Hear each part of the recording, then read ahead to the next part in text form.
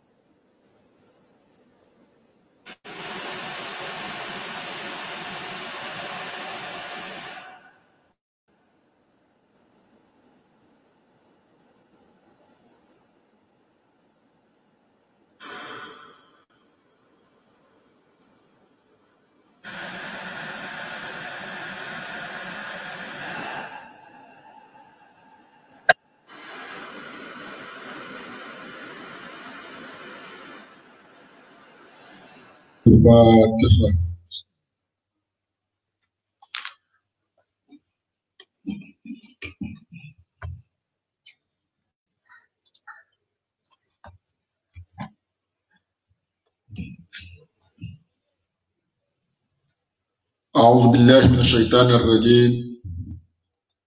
بسم الله الرحمن الرحيم وبه نستعين. ربي زدني علما، ربي زدني علما، ربي زدني علما. الحمد لله رب العالمين، الرحمن الرحيم، مالك يوم الدين،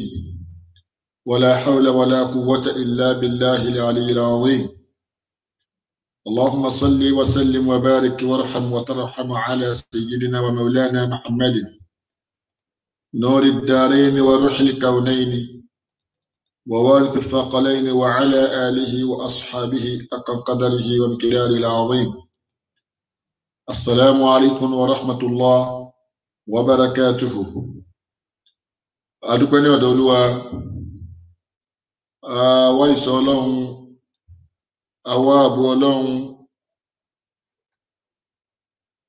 كل لدى الشيطاني أن يكون ẹni ìgbé ẹni tí olúwọba àlékiọlá tó ti lé jìnnà sí kí àti àánú rẹ̀ ní orúkọ Ọlọ́run ọba aládàpọ̀ ìkẹ́, ọba aládàyanrí ìkẹ́ tí ó kẹ́ gbogbo wa pọ̀ nílé ayé tá a wà yìí tó bá di àlìkíyámà tí ó sì ìkẹlẹ̀ ní àdáyanrí. Adúpẹ́ ní ọ̀dọ̀ olúwa náà tó ṣe àṣepé orí rẹ̀ lé wa lórí nípa pé ó ṣe wá ní mùsùlùmí, ó ṣe wá ní ẹlẹ́sìn míì tàbí ẹlẹ́bọ. Bí ó bá ṣe nǹkan kan fún wa máa ju èyí tó ṣe fún wa iná lọ. Alhamdulillahi ala ni'matil islam wa kafa bihi ni'ma. Ọpẹ́ ni fún ọba tí ó ṣe wá mùsùlùmí, èyí náà tó ní oore kódà bí ọba ṣe mí fún wa máa. Adúpẹ́ fún Olúwa ọ̀rẹ́ àti ìgbẹ̀fà sọ́jú ẹ̀dá Olúwa Muhammad níṣẹ́ gbogbo ayé rahmatan lil alamina, ó bí àánú fún gbogbo tí ń jẹ́ ẹ̀dá. Ìkẹ́ Ọlọ́run, ọlá Ọlọ́run, àforíjì Ọlọ́run, ìyọ́nú Ọlọ́run, ìgbà àtẹ́wọ́gbà lẹ́rú Ọlọ́run ọlọ́kọ́ bá ti fún aṣáájú ẹ̀dá Muhammad sallallahu alaihi wasallam kọ́dá ó bẹ́ẹ̀ tó lórí rẹ̀ títí ọjọ́ alìkìyámà. Wọ́n máa ń mọ́ ẹbí nìkan àwọn aráyé alábàlógbà olùtẹ̀lẹ́lànà rẹ̀ títí ọjọ́ ẹ̀san. Aláyọ̀wá àánú Ọlọ́run, ìbùkún Ọlọ́run, orí àjẹjẹta rẹ̀ tí ń jẹ́ àlùbáríkà ó máa bá èmi àti àtọkùnrin wa àtobìnrin wa wọn bá pín ní akẹ́kọ̀ọ́ bá wà lẹ́yìn òbí wọn, àwọn ọmọ tó wọn, àwọn alábàálògbà, àwọn àlùfáà tí wọ́n dúró ti bàbá nínú ẹbí, nínú ará, nínú ọmọ kéwú. Ọlọ́run bá ní kẹ́ gbogbo wọn tí wọ́n bẹ wájú rẹ̀, bá ní gẹ̀ wọ́n kọ́, bá ní sekún sinmi fún wa, bá ní fi àlùjánnà rẹ̀, bá ní fi ṣe orí fún wa, bá ní fi rírí ojú rẹ̀ ìsàlékún fi ṣe ní orí fún wa. Ọlá sáájú ẹ̀dá tí ń jẹ́ Muhammad sallallahu alaihi wasallam. Ọlọ́run àwa bẹ̀ ọ́, bàbá alájí àgbà tèní tí wọ́n bẹ láàrin wa, Ọlọ́run jẹ́ á rí wọn pẹ́, Ọlọ́run jẹ́ á rí wọn jìnnà. Ọlọ́run dákun àgbáyé àgbádùn gbáyé tó sì fàgbàlagbà pẹ̀lú àlàáfíà ara tí fi gbádùn ayé. Ọlọ́run dákun má fi wọn àtàwọn tí wọ́n di àyè náà mú tí ò fi ṣòfò. Àwọn tí wọ́n bí ẹnìkọ̀ọ̀kan wa tí wọ́n wájú Ọlọ́run, Ọlọ́run bá ní ṣàánú wọn, bá ní kẹ́ wọn, ṣàlékún kẹ́rẹ̀ fún wọn, ṣàlékún ìdẹ́nu rẹ̀ fún wa, àlékún gbàláyè rẹ̀ nínú ìkẹ́, nínú ọlá. Ọlọ́run bá ní ṣe fún wa. Ó fi ká gbogbo àwọn tá a máa tọrọ fún, àwọn tí wọ́n bí wa tẹ́ ń bẹ láyé, àgbáyé àgbádùn gbáyé, bá ní ṣe fẹ́ nìkọ̀ọ̀kan wa. Látòrí bàbá ìmáàmù àgbà ìlú Ìjìgbò lénìí, hafizahumullahu wa ra'ahum, àti gbogbo àwọn jàmáà àwọn àtàwọn àfáà tá ń tọrọ fún ìlú. Ọlọ́run bá ní pẹ̀lú ẹnìkọ̀ọ̀kan wa. Àfáà mi Fadilatu Sheikh Abdulrazak Salahuddin Agboola hadamallahu hayatahum, Ọlọ́run kó jẹ́ á rí wọn pẹ́. A fi wọ́n lé ọlọ́wọ́ Ọlọ́run, bá ní pẹ̀lú wọn jù báyìí lọ, bá ní kún wọn jù báyìí lọ. má fi wọ́n lé gbà kọ̀ọ̀kan àárín wọn pẹ̀lú àárín ọ̀wọ́ ọlọ́run wọn dojúrú àwa tí wọ́n bí lára àwa tí wọ́n bí lẹ́nu àwọn tí wọ́n bí wọn papọ̀ ọlọ́mọba ní pẹ̀lú wọn àwọn bí wọ́n ti ń bẹ wọn ọlọ́mọba ní pẹ̀lú wọn bísímillah ọlọ́run ní àtọ́yìnà.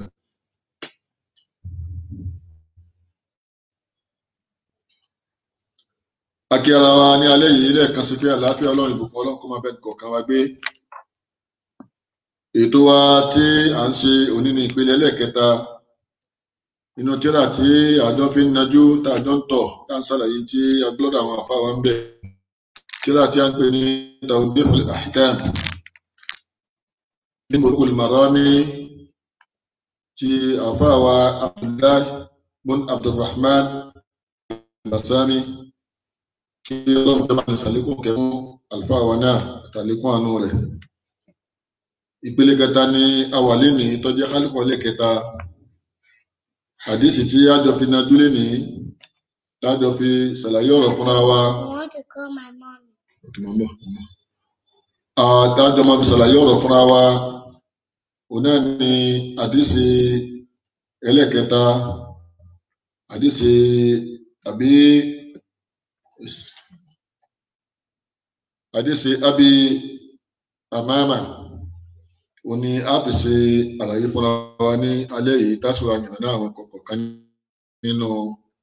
àdísì náà fún ara wa kọ́lọ́n kí ọ̀sàlékún àánú rẹ̀ àtìlékún ọlá rẹ̀ fẹ́ kọ̀ọ̀kan wa tí a bá parí ètò wa a sáré yànnàná ọ̀rọ̀ kan àmọ́ ká kọ́kọ́ sí tí ó jẹ́ kókó náà àdísì àná Muhammad sallallahu alayhi wa sallam èyí tá a ní bẹ̀rẹ̀ sọ fún wa pé ànábì jẹ́ ká mọ̀ pé dájúdájú omi mímọ́ ni kò sí tí dọ̀tí ẹ̀ yẹn ni pé kò sí tó lè mú orúkọ omi kú lára rẹ̀ omi náà ni omi ó máa jẹ́ àyànnà rẹ̀ ní ìjọ ìsinmi tí ó lọ tí a sọ àwọn nǹkan tí a fàyọ nínú àdísì náà tí àwọn àlùfáà wa mú jáde àti àlàyé ọ̀rọ̀ tí àwọn àlùfáà ẹ̀sìn sọ tó yẹ pé ọ̀nà mẹ́ta ni wọ́n sọ sí asọ́ ti Imam Abu Hanifa àti àfáà wa àgbà Imam Ahmad àti àfáà wa Imam Malik pẹ̀lú Imam Shafi'i tí àwọn papọ̀ sí ojú kan náà a sì sọ èyí tí ó wọlé ń bẹ̀ kọ́lọ́n kí ó fi yẹn kọ̀ọ̀kan wa tábàárẹ̀ tó ní béèrè lórí ìta àti sọlọ ó lè béèrè tàbá sílẹ̀ tí ò ní bóyá ìta ń sọ lónìí náà ni a ní béèrè lórí ẹ̀ nọ́mbà wà lórí prógámù wa tí a fi síbẹ̀ ní àìpẹ́ fún tí ó bá fẹ́ pè wá láti béèrè ìbéèrè nígbà tí àsìkò béèrè bá tó. náà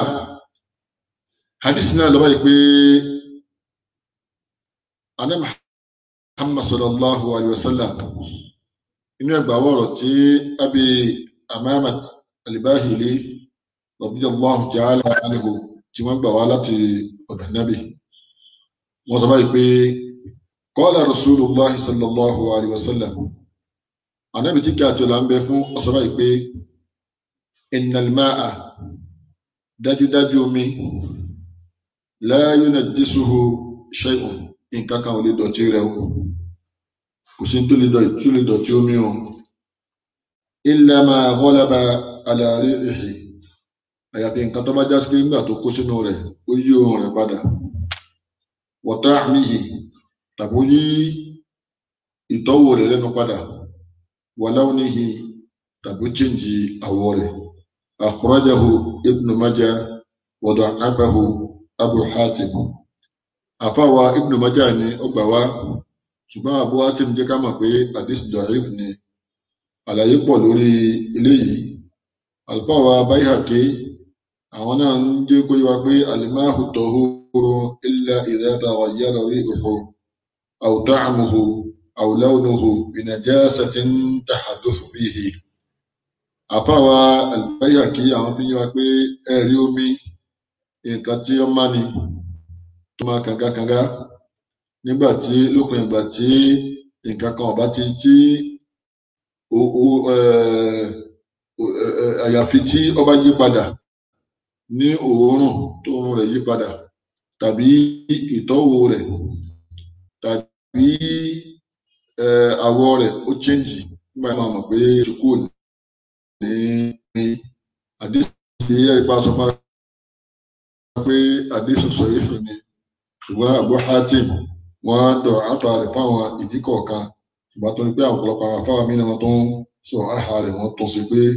àdìsí tí ó lè ṣẹlẹ̀ ni ṣùgbọ́n ìdájọ́ ọbẹ̀ ní abẹ́ fàyọ fúnra wa ní alẹ́ yìí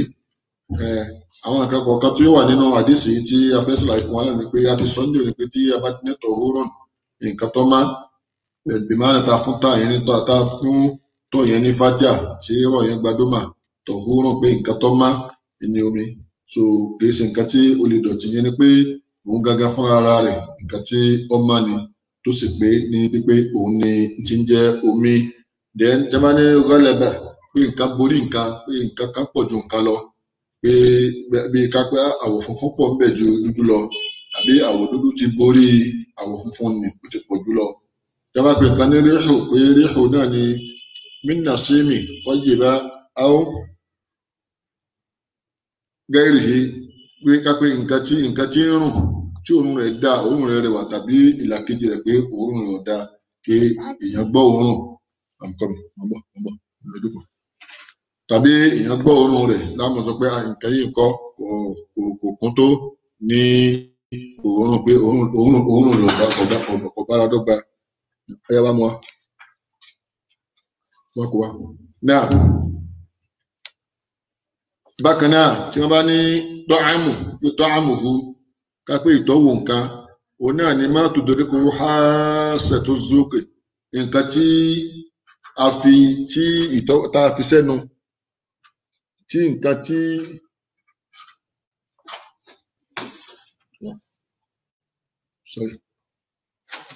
nǹkan tá a fi sẹ́nu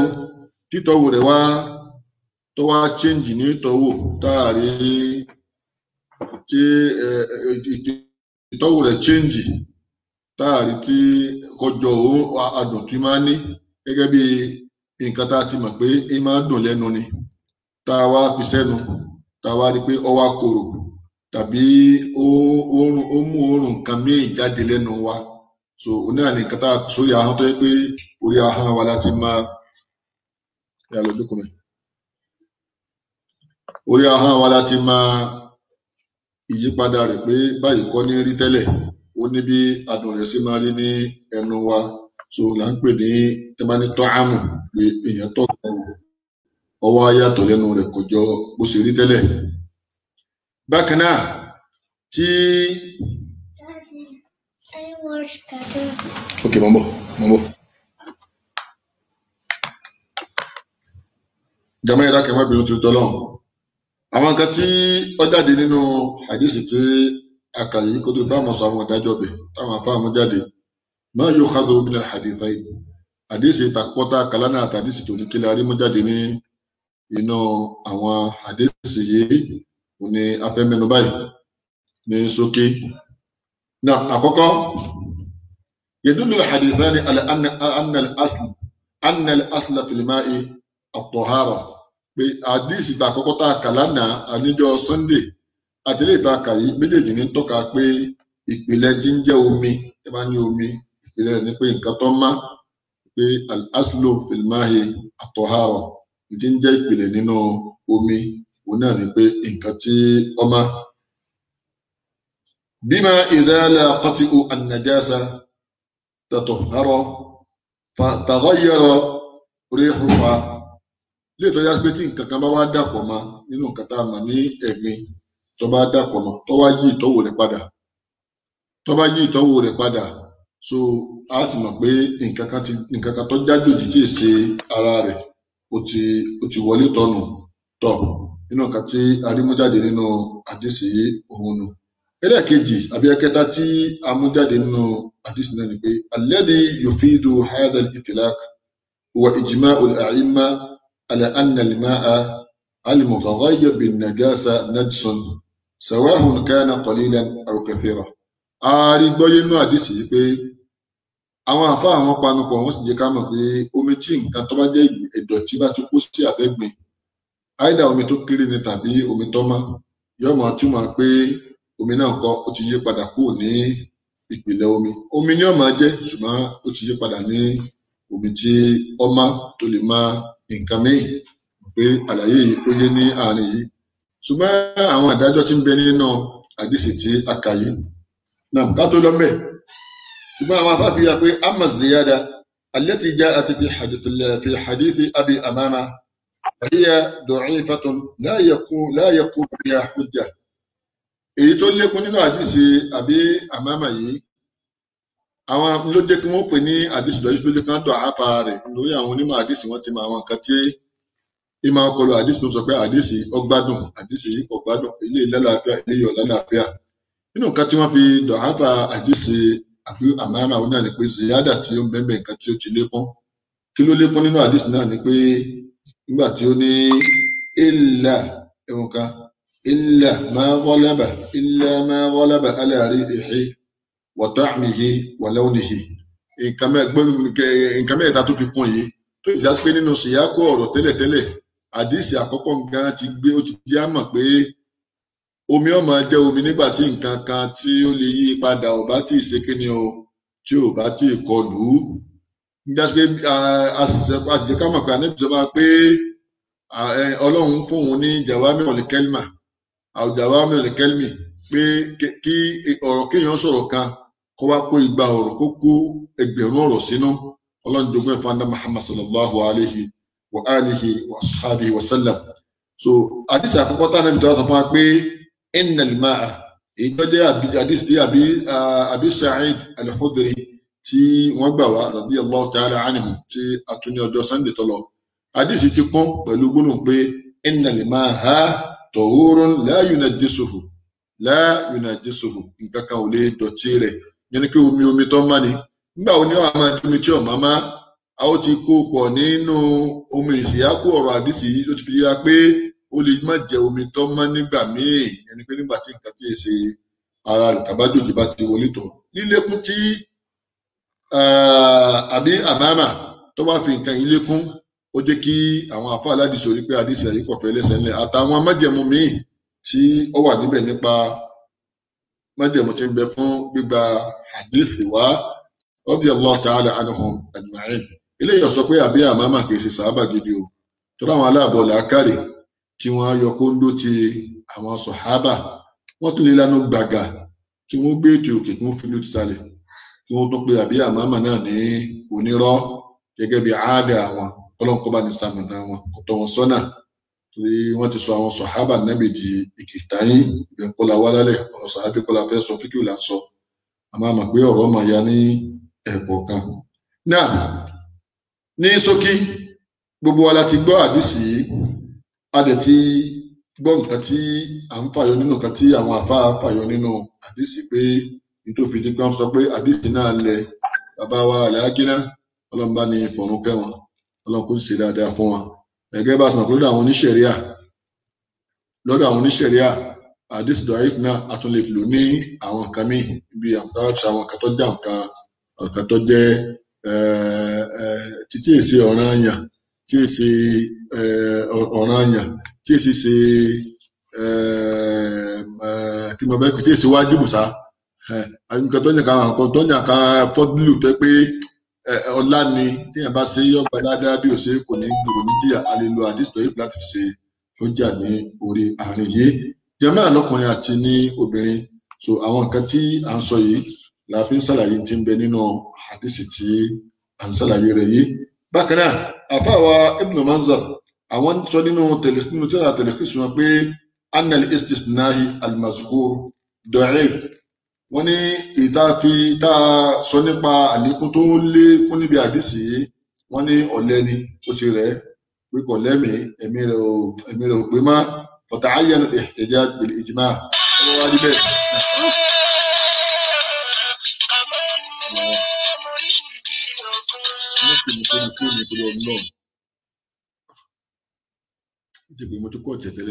náà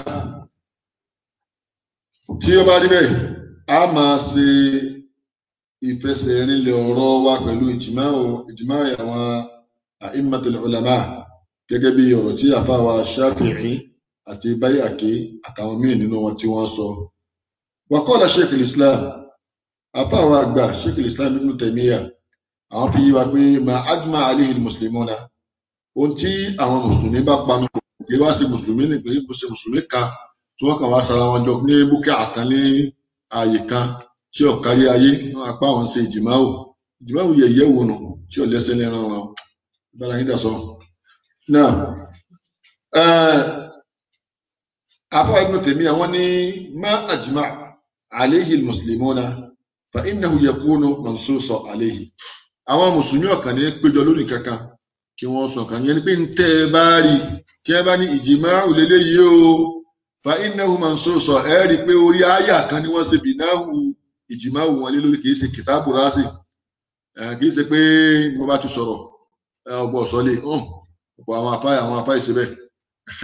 so ma ajma'a alayhi al-ulama aw alayhi al-muslimuna fa innahu kana mansusa a rí pé ó ní ẹ̀rí tí wọ́n ṣe bìnáwò rẹ̀ lórí. wala na'lamu mas'alatan àwárí mas'ala kan àmọ́ àwọn ògbọ́rí wahidatan ẹyọ kan ṣoṣo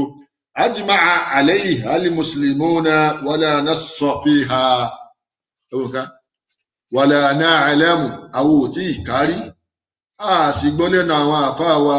bẹ̀rẹ̀ láti bàbá alájí àgbà àti gbogbo àwọn àfáà ẹ̀sìn tẹ́sìn yíyé tí kéwú yé nínú ìlú wa Nàìjíríà ń bẹ ní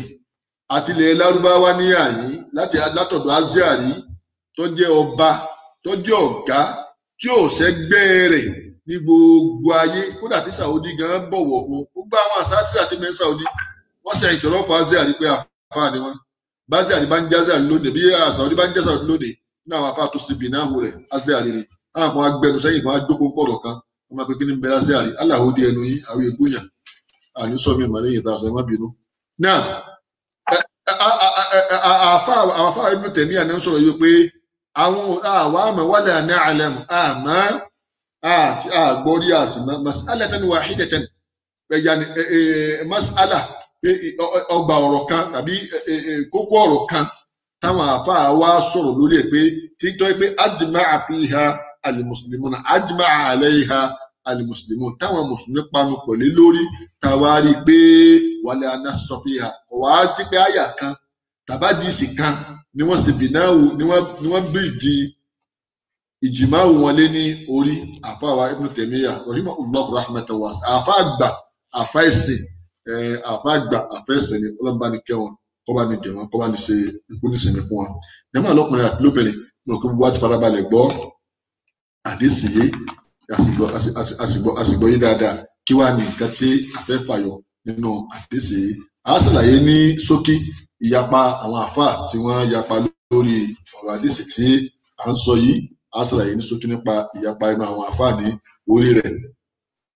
kí ni wọ́n sọ kí ni ráàyò ẹnìkọ̀ọ̀kan wa àti ibi tí oníkálukú wọn tí wọ́n á yà sí ìwo ní ká mú ìwo lámẹnubà nísìn ẹni falaslo tí ń jẹ́ pìlẹ̀ nípa ọ̀rọ̀ omi gángan fún ara rẹ̀ àtọ̀hárà ní pé nǹkan tó mọ́ ni kò sí rújú ń bẹ̀ ikú bá pé kí ni ń jẹ́ omi ṣé àti ẹ̀mọ́ tí ń jómi náà níta ń pè ní omi òun náà ní nǹkan tí ọmọ kanga tí ò sì ní ìrújú kankan nínú tọ̀ tí nǹkan kan ọ̀bá tí ò wá dàpọ̀ mọ́ kápá nǹkan kan dàpọ̀ mọ́ bóyá ìtọ̀ tàbí ìgbẹ́ tàbí nǹkan ẹ̀gbin tàbí ìdọ̀tí míì ó yí pàpọ̀ mọ́ gẹ́gẹ́ bíi kí aró bọ́ sínú omi gẹ́gẹ́ bíi kí kíní tá máa fi ń kọ́lọ̀ ọrùn yìí iodine àbí wọn máa pè kó dà sínú omi tàbí búlù gbogbo àwọn kan bẹ́ẹ̀ lọ nǹkan kọ̀ọ̀kan máa yẹn tó bá dà sí tí nǹkan kan ọ̀bá tí ì papọ̀ mọ́ omi ó yí padà omi ni omi ó máa jẹ́ tó sì jẹ́ tọ̀húrùn tó mọ́ tó lè mọ́ nǹkan míì oníjẹ́ ìpìlẹ̀ láàmà pè ní tí fún omi.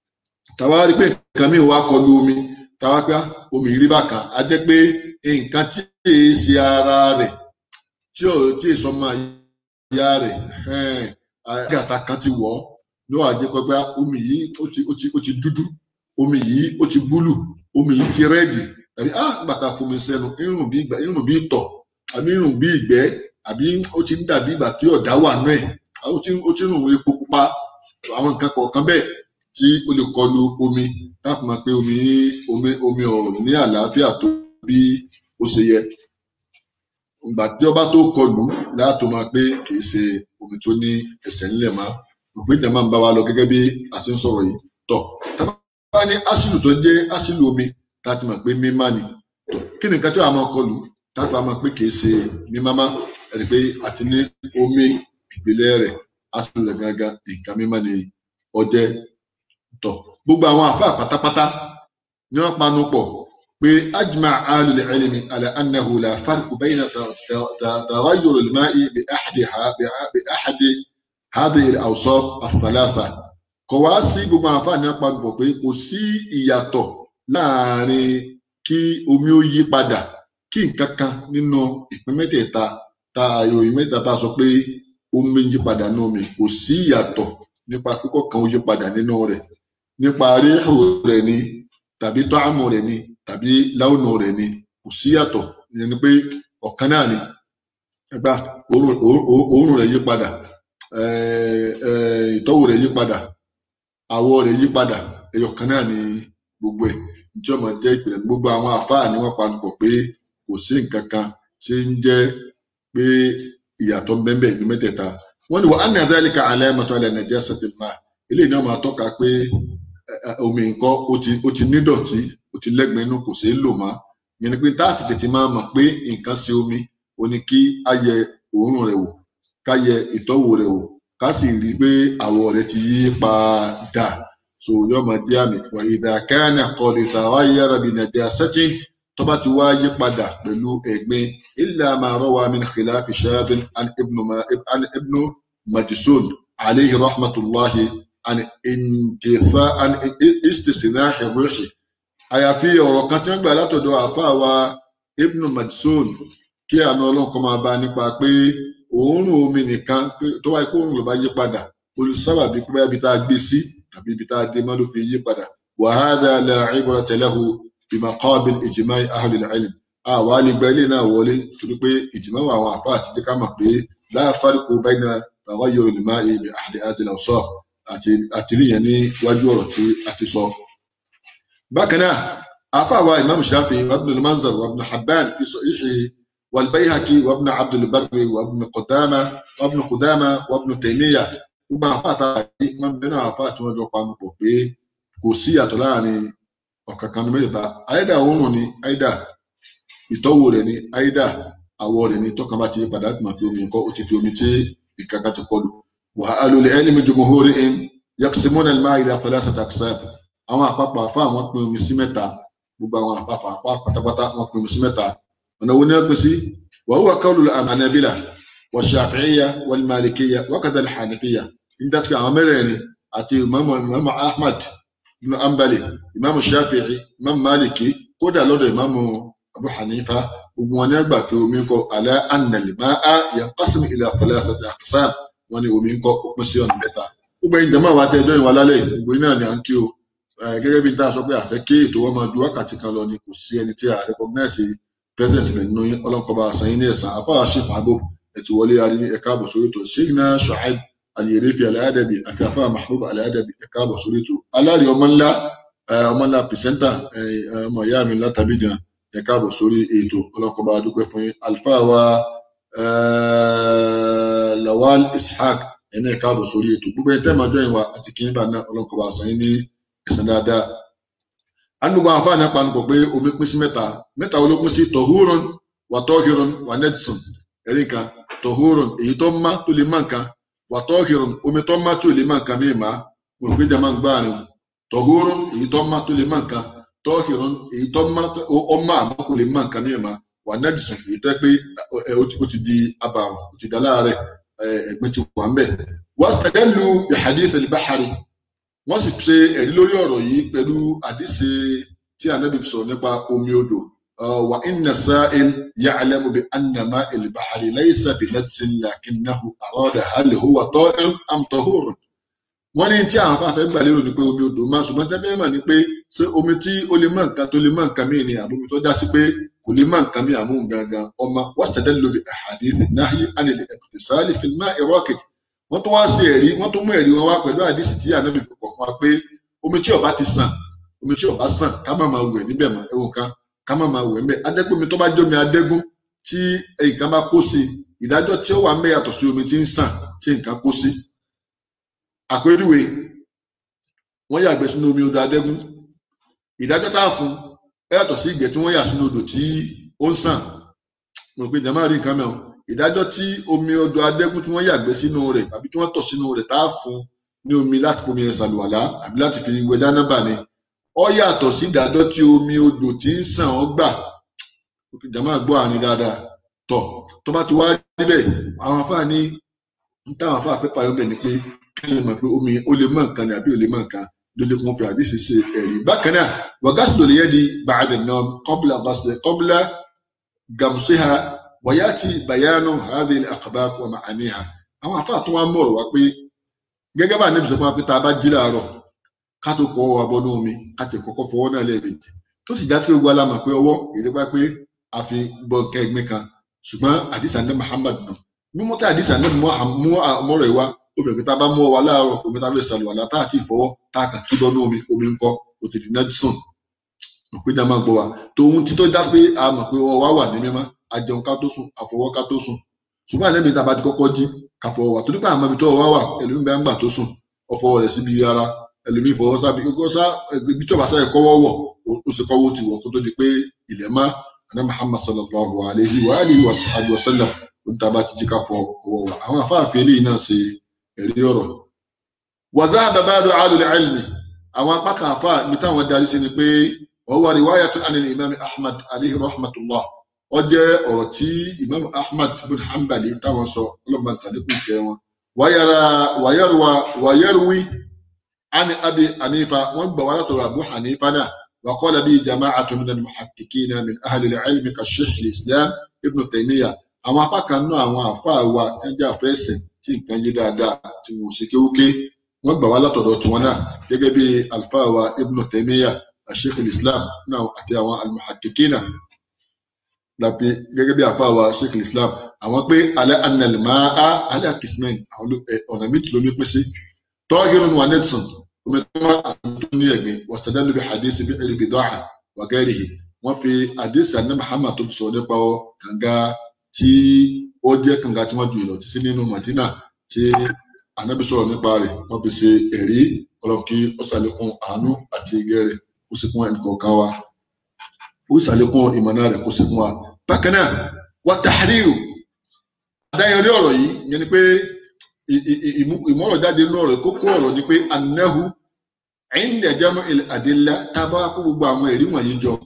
yattadihu anna al-ma'a yanqasimu ila qismayn ọ̀hàn gbangba ní ìsìn pé méjì náà ló ní pèsè tahirun wa natsun omi tó má àtòmí tí ọ̀ma wa annama asmahu ahlul ilmi tahuran ṣùgbọ́n nígbà táwọn afáà ní omi tó omi kan pè kan ní tí wọ́n pè ní tahuran pé omi tó má tó lè má nǹkan annahu yadkhulu fi qismu tahir òun náà àti tahuru àti tahir àwọn afáà ní méjèèjì wà nínú ọgbà ìdájọ́ kan òun náà ti wọnú ọgbà omi tí ọmọ dájú àti wọn fi ṣe ní ikhtisar pé méjì náà ni omi pín sí náà wọlìmá ẹwà rí omi idha taghayyara bi najasatin tó bá yí padà pẹ̀lú ẹ̀gbin kan kò lè khalatati tó dàpọ̀ ma wa taghayyara ahadu awsafihi tó kan náà àwọn ìròyìn rẹ̀ wá yí padà títọ́wò ni tàbí òórùn tàbí àwọ̀ rẹ̀ fa innahu hina'idhin yu'addu najisan فإنه حينئذ يعد نجسا nígbà yóò omi ti domi ẹ̀gbin وهذا هو مذهب الأئمة الأربعة بل حكي الإجماع على ذلك kódà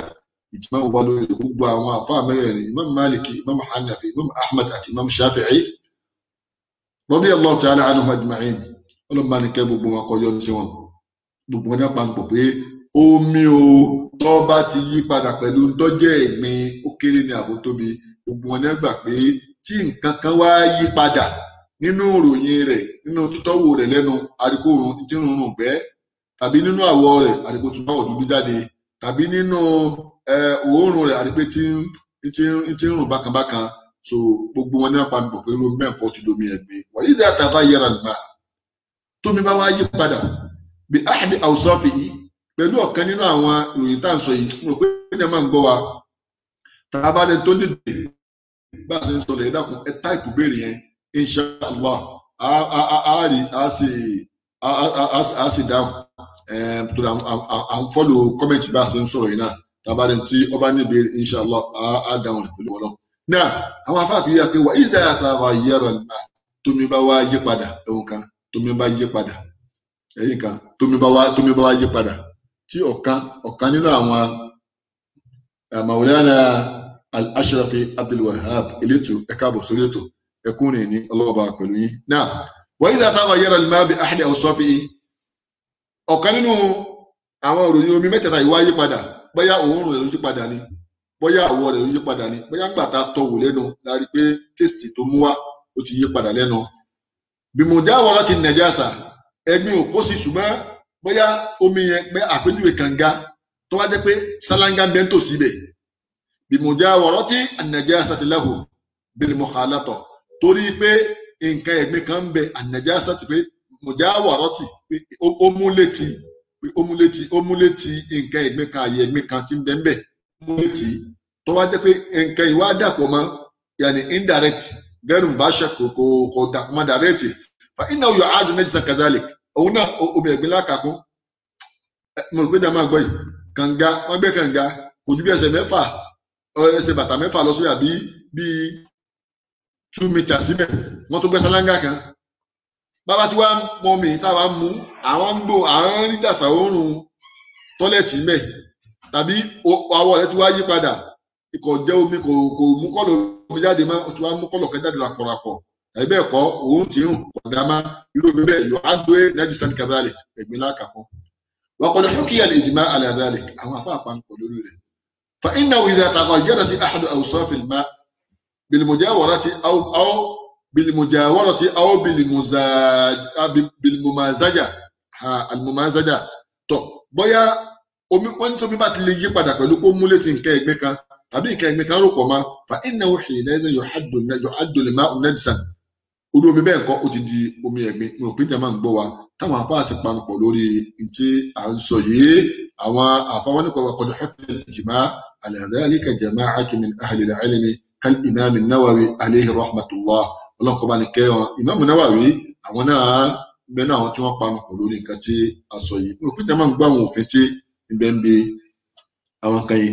àfáà ni wa idha taghayyara al-ma'u bi shay'in min at-tahirati tó bá jẹ́ pé nǹkan tí ó kó sínú omi tó yí padà nǹkan tó mọ́ ní nǹkan jẹ́mọ́ sẹ́ni pé gbogbo nǹkan tá à ń sọ pé nǹkan tó pé nǹkan ẹ̀gbin ni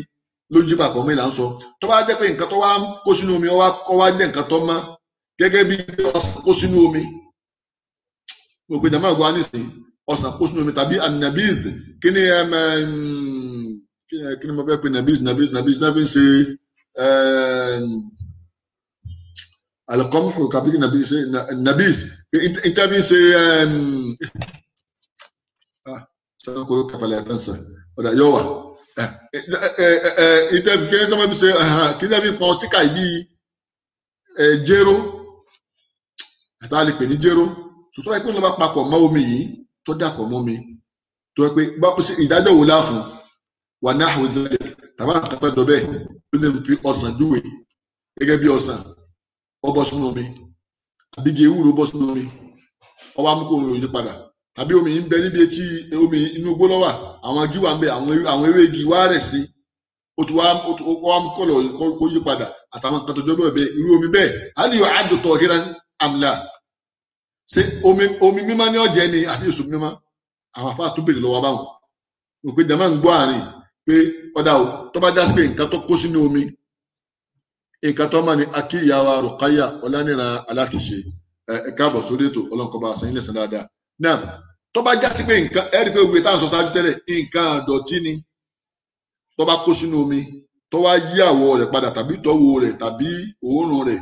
àgbà káwọn afáà ní omi ìdọ̀tí ni ọ̀dà tó bá jẹ́ pé tó kó sínú omi kìí ṣe nǹkan àdọ̀tí kìí ṣe nǹkan ẹ̀gbin kìí ṣe gbọ̀nsẹ̀ kìí ṣe tọ̀ kìí ṣe gbọ̀nsẹ̀ àwa rí pé tó kó sínú omi nǹkan ó wá jẹ́ nǹkan tó mọ́ gẹ́gẹ́ bí nǹkan tí gẹ́gẹ́ bí ọsàn gẹ́gẹ́ bí jéró gẹ́gẹ́ bí ọkà bàbá yẹn pé wọ́n fẹ́ ọtí ọkà àwọn tí wọ́n fi nǹkan bẹ́ẹ̀ sọtí tó bá yẹ pé ló bá kó sínú omi kí ni ìdájọ́ tí a fòrò nǹkan bẹ́ẹ̀ náà tọ̀ mo rò pé dá máa ń gbọ́ wa àwọn afáà ní ikhtalafa ahlul ilmi fi dhalik àwọn àfáà ní ìyapa ẹnu lórí ìta aṣọ yìí. Àkọ́kọ́, ìpele àkọ́kọ́, zahaba imam Abu Hanifa. Imam Abu Hanifa láwọn nìkan pọ́nbélé. Àwọn sọ báyìí pé wọ́n ní zahaba imam Abu Hanifa ila anna al-ma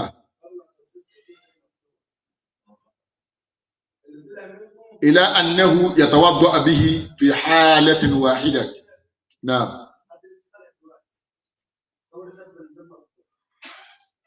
فذهب الإمام أبو حنيفة إمام أبو حنيفة عليه رحمة الله أولا بقي إلى أنه يتوضأ بإلوم الصلاة في حالة واحدة ní ojúpọ̀ nìkan so tí nǹkan tó mọ́ bá kó sínú omi tó yẹ pé nǹkan tó yẹ pé tá a bá fi sẹ́nu kò ní nǹkan tó ṣe wá a lè fi ṣe àlùwàlá. Ojúpọ̀ náà ni pé annahu idha lam yajid shay'un ghayrahu tá a bá lómi ní ìmọ̀ ẹ̀wọ̀n kan tí nǹkan tó mọ́ bá kó sínú omi.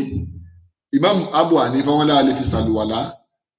Nǹkan tó mọ́ tó kó sínú omi nìsín ó ti change àwọ̀ rẹ̀, ó change òórùn rẹ̀, ó change kọ́lọ̀ rẹ̀, ó change ìtọ́wò rẹ̀. So wọ́n ní a lè fomi bẹ́ẹ̀ ṣàlùwàlá, yẹn ni pé a lè fi ṣàlùwàlá mọ́. Àmọ́ ọ̀nà nǹkan kan tó lè mú ká fi ṣàlùwàlá ni pé idha lam yajid shay'an ghayrahu tá a bá rómi mímọ́ fa innahu yatawadda bihi á fi ṣàlùwàlá. Wa dhahaba ba'du al-Hanafiyya, àwọn apá kan nínú àwọn Hanafiyya ara tá à ń sọnù pé káàfà àkọ́ sọ pé tó ń bá sọ ẹnìkan ọ̀gbọ́dọ̀ sọ lé kò sí ti ń jẹ́ bẹ́ẹ̀. Imam Abu Hanifa ló sọ̀rọ̀ yìí, ṣùgbọ́n àwọn jàmáà rẹ̀ àwọn tí wọ́n tún dá àwọn ọmọ akéwì rẹ̀ ni pé wọ́n ní wa dhahaba ba'du, tí wọ́n ti ní ba'du yẹn ni pé apá kan náà àwọn tí ń tẹ̀lé ní àwọn tóun náà kọ́ kéwú tí kéwú yé wọn dáadáa. Àwọn lọ bí pé wa huwa qawlu li Muhammad bin Hasan. Muhammad bin Hasan ni ọmọ kéwú mọ́mọ́ Hasan Abu Hanifa ni. Muhammad bin Hasan rahimahullah ọlọ́mọ ní káwọn méjèèjì ọmọ kéwú Abu Hanifa ni Muhammad bin Hasan. Òun á lọ bí pé Ali rahmatullahi ó ní ila annahu tahir mutahhir, pé kò sí nǹkan kan pé tí máa mú sọ pé àlè fi ṣàlùwàlá àfi tá a bá rómi mí mọ́ òun àtàrómi mí òun àtàrí omi mi ò omi ń tọ́ láti ṣàlùwàlá lọ́dọ̀ ìmáàmù kéde lọ́dọ̀ ìmáàmù Muhammad bin Hasan rahimahullah ọlọ́mọ nìkẹ́. Ó ní illa annahu yatayammamu ma'ahu ihtiyata. Ẹ̀wọ̀n tó yí illa annahu yatayammamu ma'ahu ihtiyata. Ó ní àyàfi kó jẹ́ pé ń gbẹ́ni bẹ́ẹ̀ yóò ṣe ẹ̀yàmọ̀ máa ń kan yìí. Ay, no se me puta mover ese. Dame la que me preguntó de long.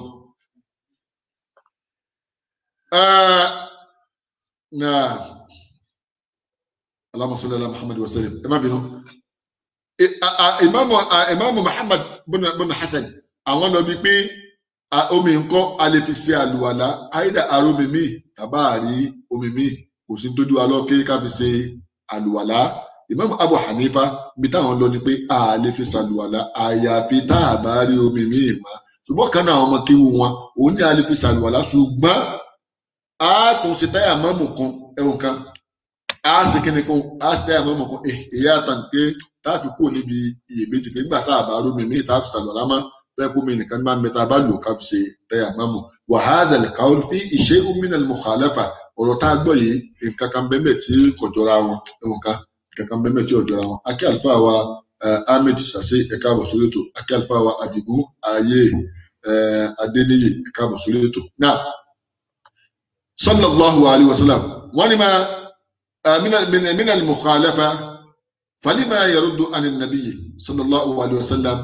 fi halatin min al-ahwal an yajma'a ar-rajul bayna al-wudu'i wa tayammum wa hadha fihi shay'un min at-tashaddud. Pé Ànábì gan kò ànábì fún nǹkan tí wọ́n gbà lọ́dọ̀ àdámà pé a lè kó àlùwàlá àti àmọ́mù ká wá sílẹ̀ kan náà eléyìí ti di dàṣádùn pé ó ti lè jù sí ń dá sí pé ọ̀rọ̀ tí ìmáàmù Muhammad Hasan sọ yìí ọ̀kan ló wọlé bẹ̀ ọ̀kan ò wọlé. Náà ìmáàmù Maliki rahmatullah alayhi àti ìmáàmù Shafi'i pẹ̀lú ìmáàmù Hanbali Malikiyya wa Shafi'iyya wal Hanabila ibi táwọn lọ bí pé wa huwa qawlu jumhur ahlul ilm. Eléyìí náà lọ̀rọ̀ tí àwọn àpapọ̀ àfáà sọ pé ila annahu yatayammam wala yatawadda bihi, yóò ṣe tàyámọ́mù ni kò ní fomi ṣàlùwàlá. Àwọn àpapọ̀ àfáà gbà pé kódà kọ́ pé nǹkan tó mọ́ ló bá kó sínú omi tó bá ti lè gàyàrọ̀ láwùnù tàbí ta'amu tàbí ríhù rẹ̀ ní lò fi ṣàlùwàlá máa irú omi bẹ́ẹ̀ a lè lò, a lè fi wẹ̀, a lè fi fọlẹ̀, ìwẹ̀ tá a sì fi wẹ̀ kò ní jẹ́ jánábà, a lè fi fọlẹ̀, a lè fi fọṣọ, nǹkan wà a lè fi ṣe, a lè fi fọbọ́, ṣùgbọ́n a ní fi ṣe àlùwàlá tàyámọ́mù láàṣẹ. wa hadha marwi an jama'atu kama huwa marwi an al-imam Abi Hanifa alayhi rahmatullah wa marwi aidan an al-imam Ibn Hazm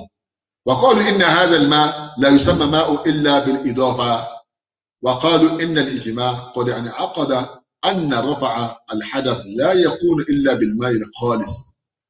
بالكده من بوا Imam Maliki, Imam Shafi, Imam Hanbali àwọn panupọ̀ pé olómi à níbi ṣàlùwàlá tàyámọ́mù láṣẹ. ọ̀rọ̀ yìí kan náà ni wọ́n gbà látọ̀dọ̀ àwọn jàmáà náà ìtúgbà látọ̀dọ̀ Imam Abu Hanifa. Imam Abu Hanifa náà tó sọ bẹ́ẹ̀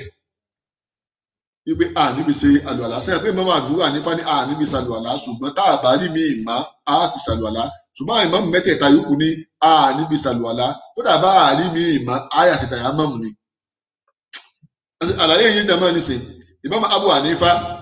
ìta àwọn sọ ni pé a lè fi omi yìí ṣe àlùwàlá tó bá jẹ́ pé àrómi míì má rí nǹkan. Imam Abu Hanifa nù ọmọ akéwù rẹ̀ kan ló wá sọ pé a lè fi ṣàlùwàlá ṣùgbọ́n a tún ṣe tàyámọ́mù ni pé a ṣàlùwàlá a tún tàyámọ́mù ó jẹ́ méjì. ṣùgbọ́n ọ̀rọ̀ eléyìí àwọn afáàní ọkà lẹ́fàṣọ́rọ̀ àmì Muhammad pé a gbọ́dọ̀ a lè tàyámọ́mù àti àlùwàlá káṣí papọ̀ lẹ́ẹ̀kan náà. ẹtìyé nígbà pé ní ọ̀rọ̀ tí Muhammad bin Hasan ọdọmakéwu Abu Hanifa sọ ẹyọ kan wọlé pé àlefomi ṣe àlùwàlá tó khalafa àfa rẹ̀ tọ.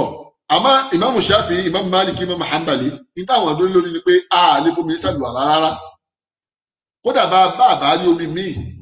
ṣàgbéyàn ní ad-darurat tubihul mahdhurat ní lókọ ìdá ń bẹ̀rù tayammum láṣẹ wa fi adamil ma'i ni jáde tayammum pé tá a bá ti rómi mọ́ a sì tayammum. àwa rómi omi wọn wà lálàáfíà tó, àwa nítorí pé ọkọ̀ lálàáfíà tó kàmá tó kó ṣe é ṣe nǹkan ẹ̀gbin lókùngbà tí tó kó ṣe ń bá tẹ wà lábà lórí ríhù àti tọ́hámù àti láwùnù rẹ̀ tayammum láṣẹ nírú mọ́ọ́kìfù bẹ́ẹ̀. rò pé jàmá ó clear báyìí tọ̀. torí pé àwọn jùmúrù lámà àwọn ni wọ́n ń jẹ́ ká mọ̀ nísìnyí pé irú omi yìí tá a bá fi ṣàlùwàlá, rò pé jàmá ń gbọ́, tá a bá fi ṣàlùwàlá tá a bá lò á ní lò lórí nǹkan tó jẹ́ àlùwàlá tàbí ìmọ́tótó má, á lò lórí nǹkan tó jẹ́ nǹkan míì tá a fẹ́ ṣe nínú ilé gẹ́gẹ́ bí a fẹ́ fọbọ́, a fẹ́ fọlẹ̀, nǹkan kan báyìí la máa lo àwọn nǹkan yìí fún. tó yẹ pé Abu Hanifa náà sì tún padà ọ̀rọ̀ wọn jọra wọn ní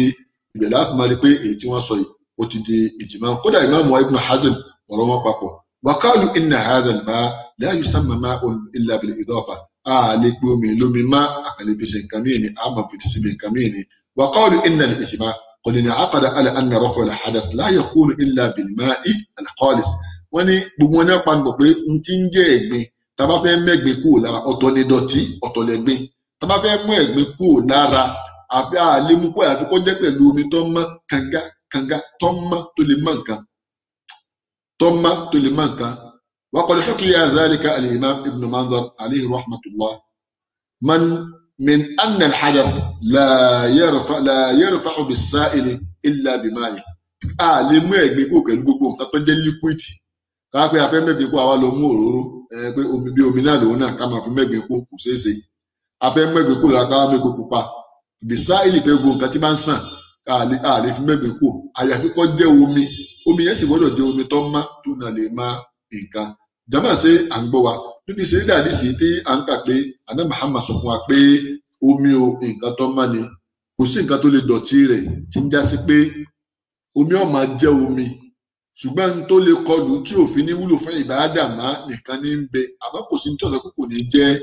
omi má torí pé kìí dọ̀tí. jàmá Ọlọ́run kí ó ṣe àlékún àánú àti ìkẹrẹ fún wa. ṣùgbọ́n àwọn àfáà fi yé wa pé tó bá já sí pé nǹkan tó dàpọ̀ mọ́ omi yìí ní tí wọ́n fi ṣe nǹkan àràmù níbi tí wọ́n fi ń pa ọtí, lóòótọ́ ìpìlẹ̀ rẹ̀ al-aslu fil ashiya al-ibaha, ìdí ìpìlẹ̀ gbogbo nǹkan láyé pátápátá ìbáhà ni. ṣùgbọ́n tó bá já sí pé tí wọ́n fi ń pìkà nǹkan àràmù bá ní, àwọn àfáà tún ṣe yapẹnu lórí ilé báyìí pé tó bá jẹ́ bẹ́ẹ̀ àwọn kan ní a lè lò, àwọn kan ní a lè lò, ṣùgbọ́n dáàrú jùmúhùrù ni pé a lè lò lópin ìgbà tó já sí pé nǹkan tó mọ́ gangan tẹ́lẹ̀tẹ́lẹ̀ tó bá ti lè kọlu omi tó wá gbà yára yẹn ni kó tó yí ìròyìn mẹ́tẹ̀ẹ̀ta tá a fi máa mọ omi tó bá ti yí padà. A máa mọ omi nípa ìtọ́wò, a máa mọ omi tó mọ́ nípa òórùn, a máa mọ omi tó mọ́ nípa tọ́àmùlẹ́ọ̀nù àti òórùn rẹ̀, ìtọ́wò, òórùn àti àwọ̀ rẹ̀ mẹ́tẹ̀ẹ̀ta là fún máa mọ̀ pé omi tó mọ́ kangakanga ni. Ẹni pé àwọn àgbàlagbà ń dán tí wọ́n bá ń to kó bọ̀, tí wọ́n bá débi omi tí wọ́n fẹ́ mu mi, wọ́n fọwọ́ ju ojú omi báyìí, wọ́n kọ́kọ́ fọwọ́ bù, wọ́n bu omi sọ́wọ́ wọn, omi náà mọ́ dáadáa, wọ́n pa wọn tó máa mú. So wọn kàn ṣàdédé dẹnu dé omi kí wọ́n máa mú lọ bẹ́ẹ̀. Ọlọ́run kó ṣàlékún àánú àti ìkẹ́ fún àwọn àfáà wa kó bá ní pẹ̀lú wọn. Àwọn àfáà fi yára pé omi tó bá mọ́ dáadáa tahurun, omi tó mọ́ dáadáa fatawadda minha summa salli. Ẹ̀rí hadith anna Muhammad sallallahu alayhi wa sallam, anna Muhammad ó ní thamaratun tayyibatun wa ma'un tahurun, thamaratun tayyibatun wa ma'un tahurun. Ó ní ẹ̀rí omi tó bá mọ́ dáadáa, omi tó mọ́ kangakanga, wà thamaratun tayyibun, tàbí èso tamar tó mọ́ tó ní àmọ́ dáadáa tẹ́kùn ló bá kó sínú omi tí ò wá yí àwọ̀ rẹ̀ padà. Ó ní fatawadda minha thumma salli, ẹ̀kírun bẹ̀ ẹ̀sàlámẹ̀kẹ́ kírun. Ó rí pé àdìsí mi látọ́ mú àwọn tí wọ́n fi ń ṣe ìjẹ́rìí ọ̀rọ̀ pé àwọn àfáàjẹ́ ká mọ̀ pé tó bá jẹ́ pé nǹkan jẹ́ fi ń pilẹ̀ nǹkan àràámù ló bá kó sínú omi àti kékeré rẹ̀ àti nílá rẹ̀ ká má fi sàlọ̀ lákàtí táyà mọ́mù níbẹ̀. Ṣùgbọ́n àwọn kan wá mú àdìsí kan pé ó dá àdìsí àdá Muhammad sallallahu alaihi wasallam.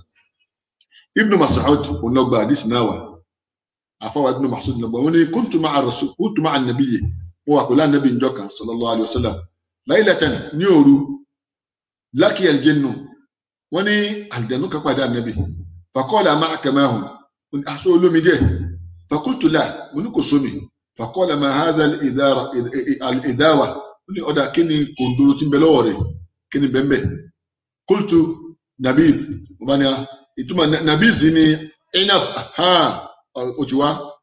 nabiz inab tí wọ́n rẹ̀ ó ní àwọn lágbára sábà máa mú léè tí ò ní pa wọ́n, ṣùgbọ́n ní ọjọ́ tí máa dà tí máa fi pé máa pa wọ́n ní tí máa pa wọ́n ní lára, tàbí tó pé èso dàbínù tí wọ́n rẹ̀ sínú omi. So wọ́n ní ànábì wa sọ fún pé àrè ní ìhà jẹ́ kí n rí yẹn ni pé omi yìí ó ti kúrò ní omi ní lásán, but mo ti fi inab sí pé inab ti wà ń bẹ̀ ìtumọ̀ tí mo fẹ́ máa mu. Nígbà tí ànábì wa wò, ànábì wa ní thamaratun tayyiba, inab tó dá lé kìí ṣe inab tí ò dá, wa ma'un tahur, omi náà sì máa fatawadda minha thumma salli, sàlọ́lá mẹ́kọ̀ọ́ kírun. Walakin hadha al-hadith hadith da'if, àwọn àfáàní hadith da'if fún mi la yasihu ọ̀tọ́ ká fi ṣe ẹ̀rí ọ̀rọ̀. Àfáà kan mú ọ̀rọ̀ ń wá kó tọ́ da nígbà tá a ní nǹkan tó bá mọ́ àlè fi ṣàlọ́ àtọ́ bá jẹ́ pé nǹkan tó rí báyìí kọ́. Ọlọ́run kí ó ṣàlékún àánú àti ìkẹ́ fún àwọn àlùfáà wa tí wọ́n jẹ́ àfẹ́sìn. Àlékún àánú Ọlọ́run, àlékún gẹ̀rẹ̀ kó máa bá àná Muhammad sallallahu alayhi wa alihi wa ashabihi wa sallam. Wọ́n lásìkò lè kọ́ jẹ́mà wákàtí kan àti kù ìṣẹ́jú méjì. Níṣókí ni pé omi tó bá jẹ́ omi tó mọ́, tó já sí pé nǹkan tó mọ́ ló dàpọ̀ mọ́, ṣùgbọ́n ó wá dàpọ̀ mọ́ díẹ̀ ni kò change kọ́lọ̀ rẹ̀, kò change òórùn rẹ̀, kò dẹ̀ change tọ́wò rẹ̀, alibisalwal. Tí idha lam yataghayyar ahadu awsafihi natawadda minhu wa nusalli bihi. Tí ó bá já pé nǹkan tó kó sínú omi nǹkan tó mọ́ ni, àmọ́ nǹkan tó mọ́ yìí nǹkan tó mọ́ kékeré ni, kò hàn. Àyẹ̀dá omi yẹn kí tàbí omi pọ̀ ní, ṣùgbọ́n a wá rí pé kò hàn nínú omi, atọ̀wò lẹ́nu òórùn rẹ̀ ọ̀hán bẹ̀, àfirunmú kò rún bẹ̀, kò change kọ́lọ̀ rẹ̀, a lè fi ṣàlùwàlá. Ṣùgbọ́n tó bá lọ já sí pé nǹkan tó mọ́ yìí dàpọ̀ mọ́ mi, ó wá yí ìkan nínú àwọn àròyìn omi mẹ́tẹ̀ẹ̀ta padà, tó bá yí òórùn rẹ̀ padà tàbí yí ìtọ́wò rẹ̀ padà tàbí yí tọ́àmù ìtọ́wò ríhù òórùn àti láwọnù tàbí àwọ̀ rẹ̀ tó bá yí padà, tó bá yí kan padà mẹ́tẹ̀ẹ̀ta tó ti change ẹ̀, irú omi bẹ́ẹ̀ kọ́ a lè lò fún nǹkan míì nínú ilé, a lè lò fún àmọ̀lámá. Eléyìí ni àdìsí tí a mú wá ní alẹ́ yìí. Bàbá rẹ̀ tí ó ní ìbéèrè láàrin ìṣẹ́jú kan ní kí á béèrè inshallah, àti ẹ̀tì gbàgbé ká tó kọ nọ́mbà sórí program ṣùgbọ́n inshallah a máa kọ́ ní ọjọ́ Sunday àti kọ́lẹ̀ tá a pèsè sójú system tí gbogbo wa ò rí. Eléyìí ni ìdánilẹ́kọ̀ọ́ tí òní tí a tún mú wá fún gbogbo wa tí ń jásí pé ọ̀rọ̀ nípa ọ̀rọ̀ kìtáàbù tọ̀hárọ̀ tá a sì wà ní bábùlù níyà ọ̀rọ̀ omi náà ni a sì ń sọ lọ ní orí àdìsí. Inshallah ní ọjọ́ ìsinmi a máa bọ́ sí àdìsí ẹlẹ́ẹ̀kẹrin tí a jọ máa yànnàná fún ara wa. Àtẹ̀mí àtẹ̀yìn Ọlọ́run kí ó ṣe wá ní olùgbọ́ òdodo, kọ́lọ́n kó ṣe wá ní olùtẹ̀lé òdodo, bẹ́ẹ̀ ni kọ́lọ́n kó jẹ́ kí òdodo wúlò fún wa láyé àti ní àlìkìyámà. La ilaha illallah wala muhammadu rasulullah wala sallallahu alaihi wasallam. Akí àwọn àlùfáà wa Abdulrasheed Shittu ẹ káàbọ̀ sórí ètò. Ọlọ́run kó bá san yín ní ẹ̀san dáadáa àti gbogbo àjẹmọ́ wa tí wọ́n tẹ̀ wá ní alẹ́ yìí. Ẹ dákun bá tún wo program wa yìí wọ́n bá ṣe àlẹ̀kẹ̀ wọ́n bá láìkẹ̀ ẹ bá ṣe àlẹ̀kẹ̀ bá láìkẹ̀ tó láwọn tí ò sí nínú friend list wa. Bákan náà kí ni péjì archive tí à ń sọ àwọn ọ̀pọ̀lọpọ̀ wa ò tí ì gẹ́ẹ̀tì rẹ̀ ẹ jẹ́ kí a lọ máa láìkì péjì yìí, péjì archive Ahbabur Rahman Al-Kamali Al-Adabi amari lórí kìíní Facebook tàbá tó pa Ahbabur Rahman tí ń bẹ ní ẹ̀yìn wa yìí amari ní orí Facebook péjì yẹn ẹ jẹ́ kí a máa láìkẹ̀ so ní ọ̀rọ̀ fún wa tó dá ọ̀pọ̀lọpọ̀ àwọn ẹlòmíì fẹ́ máa wo program tí wọ́n rí a sì ń kéde náà pé kí a lọ máa wo péjì kọ́lọ́kọ́ san wá ní ẹ̀san. Bákan náà líǹkì YouTube wa a máa rí níbẹ̀ archive foundation so a máa rí ní orí rẹ̀ a pèsè òun náà àti pèsè tẹ́lẹ̀ ń jóni a tuntun pèsè tí a máa rí ní orí